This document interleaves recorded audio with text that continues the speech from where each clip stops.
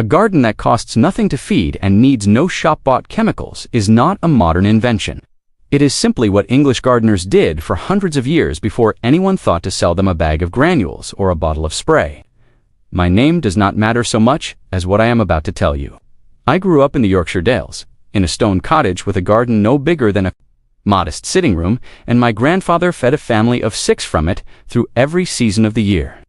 He never once bought a bag of fertilizer. He never bought a bottle of pesticide. He never bought seeds more than once every few years, because he kept his own, wrapped in paper twists and stored in a tin above the range. I watched him do this from the time I could walk, and by the time I was 10 years old, I could do most of it myself without being told. These were not theories he had read somewhere. They were things his own father had taught him, and his father before that, going back further than anyone in our family could properly account for. I am telling you this now because fewer and fewer people still know it, and I think that is a loss worth putting right. Somewhere along the way, gardening became something you were told you needed to buy your way into. Shelves of fertilizer, bagged compost, plastic seed trays, chemical sprays for every pest under the sun. All of it dressed up as necessary, when for centuries it simply was not. The companies that sell these things have no particular interest in reminding you that your own kitchen scraps, your own rainwater, and your own hands can do the same job for nothing. That is not a conspiracy. It is simply how commerce works, and I will leave it there and move on to what actually matters. What you are about to hear is not a theory dreamed up for the sake of a pleasant afternoon. These are methods that fed real families through real hardship, tested across wartime shortages and lean winters by people who had no other choice but to make them work. They worked then, and I promise you, they still work now. In a garden no bigger than a few square yards or a stretch of open ground behind a proper farmhouse, let me begin with the first of these ideas, because it is the one my grandfather said mattered more than any other. Feed your soil with what your kitchen already throws away, and you will never need to buy fertilizer again. Every scrap of vegetable peeling, every eggshell, every spent tea leaf in our house went into a covered pail by the back door, and twice a week that pail was emptied onto a compost heap at the bottom of the garden. Eggshells were crushed fine and worked directly into the soil around tomatoes and cabbages, because they release calcium slowly as they break down, and calcium prevents the soft, rotten patches you often see on the underside of a tomato. Coffee grounds, when we had them, were scattered thinly around acid-loving plants, like blueberries and rhododendrons, never in a thick layer, because a thick layer can mat down and block water rather than help it. A proper compost heap needs roughly equal parts of what gardeners call green material and brown material, meaning fresh vegetable matter on one side and dried leaves, straw, or shredded paper on the other. Turn it once a fortnight with a fork. Keep it as damp as a wrung-out cloth, and within 6 months you will have dark, crumbling soil that smells of nothing more offensive than damp earth. This single habit, kept up year after year, was the foundation of everything else my grandfather grew. But that is only the first idea, and the second one is where most people are genuinely surprised. Plant certain things beside each other, and they will protect one another without you lifting a finger. This is called companion planting, and it was common knowledge in every English cottage garden long before anyone gave it that name. Marigolds planted around the edge of a vegetable bed release a scent that keeps whitefly and aphids away from tomatoes, and their roots discourage certain soil pests as well.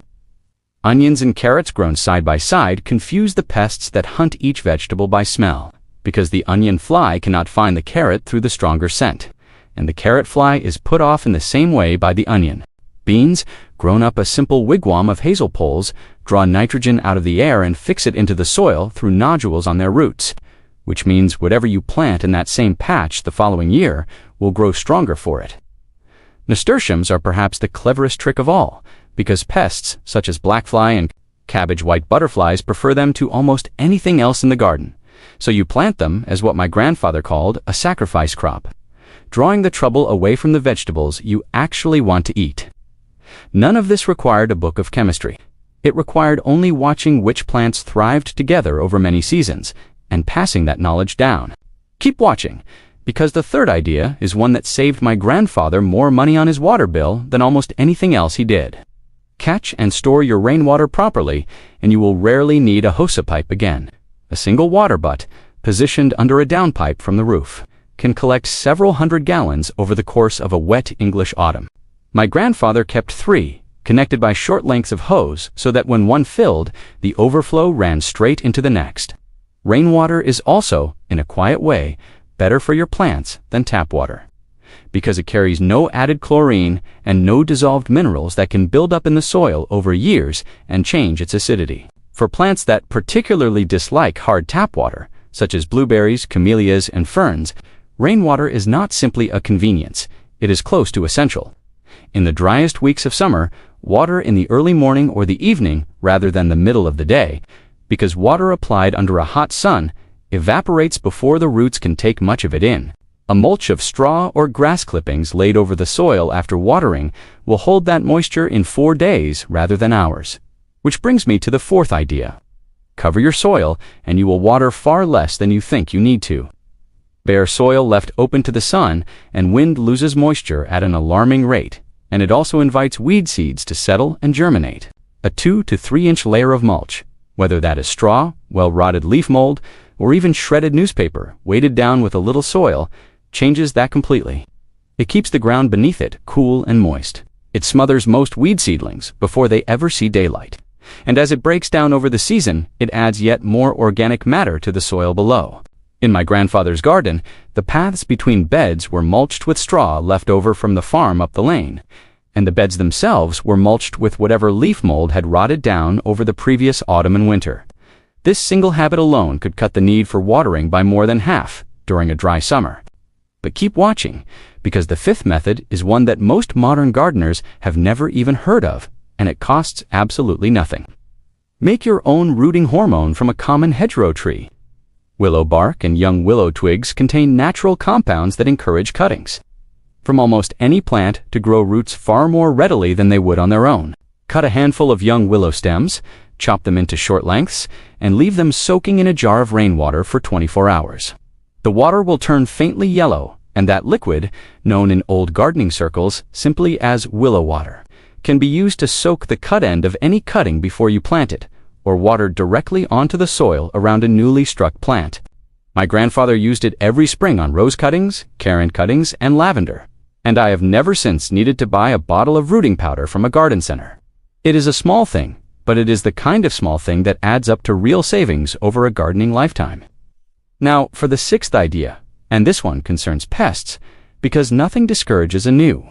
Gardener faster than watching slugs undo a season's work overnight. Deal with slugs and other pests using barriers and traps rather than poison. A ring of crushed eggshells or coarse sand around a vulnerable seedling is uncomfortable for a slug to cross, because it dislikes the sharp, dry texture against its soft underside. Copper strips, even short offcuts of old copper pipe pressed into the soil edge, give a slug a very mild electrical shock when it touches them, and most will simply turn away. A shallow dish of beer, sunk into the soil so its rim sits level with the ground, will draw slugs in overnight, and by morning you can simply empty it. For larger pests, netting laid over young brassicas keeps cabbage, white butterflies from laying their eggs on the leaves in the first place, which is always easier than dealing with caterpillars afterward. None of these methods poison the soil. None of them harm the birds and hedgehogs that do far more good in a garden than harm, and none of them cost more than a few pence. The 2nd method is where most people are genuinely surprised by how effective something so simple can be, and I think this next one belongs in that same category. Grow more food in less space by planting upward rather than only outward. A garden the size of ours could never have fed 6 people if everything had been grown flat along the ground.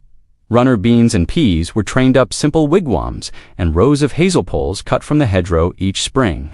Squash and cucumbers were trained up a length of chicken wire fixed between 2 posts, with the developing fruit supported in slings made from old stockings so the weight did not snap the stem.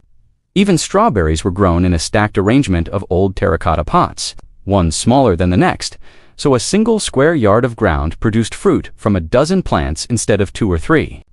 This kind of vertical thinking was simply necessity in a cottage garden, but it works just as well today in a small suburban yard or even a set of containers on a paved patio.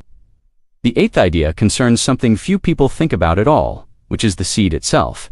Save your own seeds each year, and you will never need to buy a packet again. At the end of the growing season, my grandfather chose the strongest, healthiest plants in the garden, not the first to ripen, but the best overall, and let a portion of their produce go to seed rather than harvesting it for the table. Tomato seeds were scooped out with their pulp, fermented in a little water for 2 or 3 days to remove the gel coating that prevents germination, then rinsed and dried on a plate before being stored. Bean and pea seeds were simply left on the plant until the pods turned brown and papery, then shelled and dried further indoors for a week before storage. Seeds were kept in small paper envelopes, each one labeled by hand with the variety and the year, and stored in a tin in a cool, dry cupboard, never anywhere damp or warm. Over years, the plants grown from saved seed became better suited to our particular patch of soil and our particular stretch of Yorkshire weather, because only the strongest survived to be saved from each generation. That is something no packet of seed bought fresh each spring from a shop can ever offer you. Keep watching, because what comes next is very close to the most important method of all. Rotate what you grow in each bed from one year to the next, and your soil will stay healthy without any chemical help.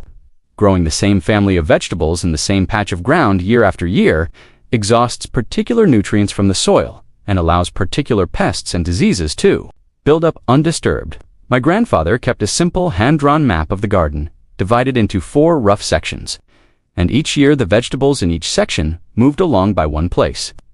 Root vegetables followed leafy greens, legumes such as beans and peas followed the root vegetables to replace the nitrogen those roots had used, and fruiting vegetables such as tomatoes and squash came last before the whole cycle began again. This simple rotation, kept up faithfully for decades, meant the soil in our garden never wore out, never needed chemical correction, and produced heavier harvests most years than the garden of any neighbor who planted the same crop in the same spot every single season.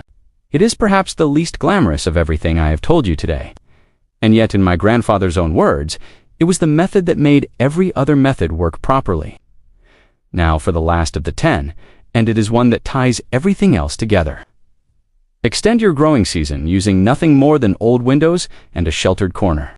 A cold frame is simply a low wooden box with a sloped glass lid, and my grandfather built ours from a discarded window frame and offcuts of timber from the farm. Positioned against a south-facing wall, it caught the low winter sun and held enough warmth inside to let us start seedlings a full 6 weeks earlier than the open ground would allow, and to keep tender salad leaves growing right through a mild winter. On a cold night, an old blanket or a few sacks thrown over the glass held the day's warmth in until morning. It cost nothing beyond a few hours of a Saturday afternoon, and it did the same job as a heated greenhouse that today can cost more than most people's monthly wage. Those are the 10 methods, and every one of them was ordinary life in a garden like ours. I think about my grandfather often when I am out among the vegetables now, and what strikes me most is not that these methods were clever, because in truth, most of them are quite simple once you understand them. What strikes me is how much of this knowledge has simply been allowed to fade away in the space of 2 or 3 generations, replaced by the idea that a garden is something you cannot properly manage without a trip to a shop first. It was never true, and it still is not true today. Anyone with a patch of soil, a water butt, and a little patience can grow food the same way families across this country did for centuries, without spending very much money at all. If this has been useful to you, there are more methods where this came from. I share a new one every day. The old ways are still here, quietly waiting. You simply have to know where to look.